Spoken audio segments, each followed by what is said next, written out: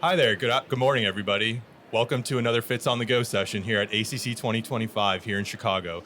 We are honored to be joined by Dr. Luke Laffin, who's a cardiologist at the Cleveland Clinic.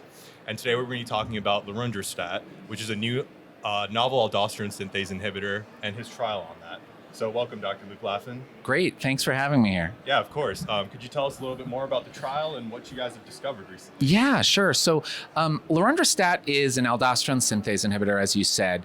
And rather than blocking the mineralocorticoid receptor like you would see with spironolactone or eplerenone, aldosterone synthase inhibitors disrupt aldosterone biosynthesis by inhibiting something called CYP11B2. Okay, and this was a phase 2b study of lorundrostat, looking at it in patients that are on a standardized background regimen, and it was using 24-hour ambulatory blood pressure monitoring as its essentially primary endpoint. Okay, and so what we did was we randomized 285 patients to take either placebo, lorundrostat 50 milligrams for a daily for 12 weeks, or a dose titration strategy of lorundrostat, which was 50 milligrams for the first 4 weeks, and then transitioning to 100 at week 4 if blood pressure wasn't controlled and certain biomarker criteria were met, like potassium, sodium, GFR, et cetera.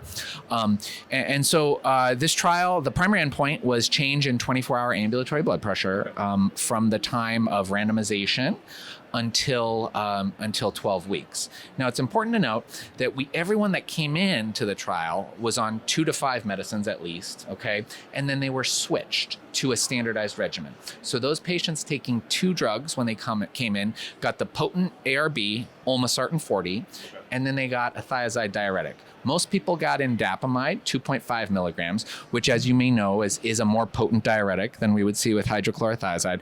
So most got that, but some got 25 of hydrochlorothiazide. And then those people on 3 to 5 drugs coming in also received amlodipine, okay? And so then if 24-hour blood pressure after taking those drugs for a few weeks was still uncontrolled, then they got randomized. Okay. So that's a little bit about at least the design. Okay, that's awesome. So moving forward, what's the next steps that you guys are moving towards? Is there a phase 3 trial? Yeah. So this trial, the endpoint showed significant blood pressure reduction, including just under 8 millimeters of mercury over the 24-hour period with the lorundrostat 50 milligram group. Important to note, like when you're thinking about it from a magnitude of blood pressure reduction, ambulatory blood pressure monitoring is typically consistently a few millimeters of mercury less than what we see on office, okay? And so just to put that in context, 8 might not seem like an enormous amount, but for ABPM, it's actually quite good. If you look at the renal denervation studies, those are closer on ABPM to like 4 to 6, placebo subtracted, right? That's all placebo subtracted I'm talking about. From baseline, it was closer to 15 millimeter mercury reduction. So what's up next? So the sponsor has completed a phase 3 trial with this called the LAUNCH-HTN study, okay? Now that has not been presented and peer-reviewed and published yet, but it should be in the before the sort of second half of this year. Okay, that's a little bit different study. It's more patients. It's about, but it uses office blood pressure in the background of usual care. Okay, so that's really the next steps.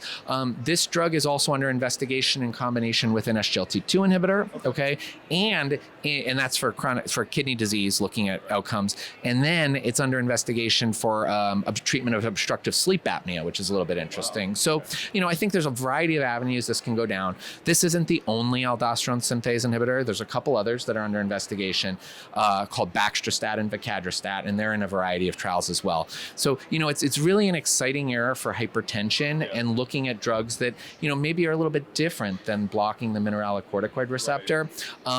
And so we'll see sort of where this goes. But I think the data that I presented was pretty promising. That's awesome. That's great to hear that the uncontrolled hypertension population has a potential new option later down the road. So that's going to be my last question going into that. How do you see this fitting into the treatment regimen, and what are the barriers to potentially bringing this into clinical practice? Yeah, I think that, clearly, it's going to play a role in resistant hypertension or be an option, right?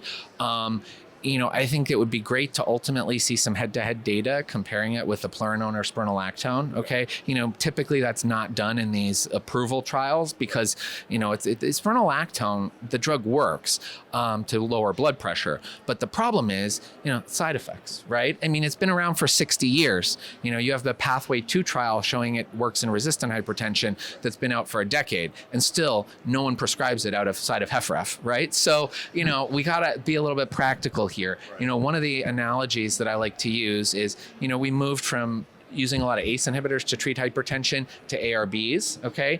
Could that be the same paradigm over the next 5 to 10 years, moving from MRAs to ASIs? I don't know, but I think it's an important question to sort of think about, particularly given, the side effect profile and if they're a little bit better tolerated. Okay, sounds great. Thank you so much for your time today, and we really appreciate it. So for more videos like this, check out our channel at youtube.com/FITsOnTheGo. Thank you again, Dr. Luke Laffin. Thank you very much.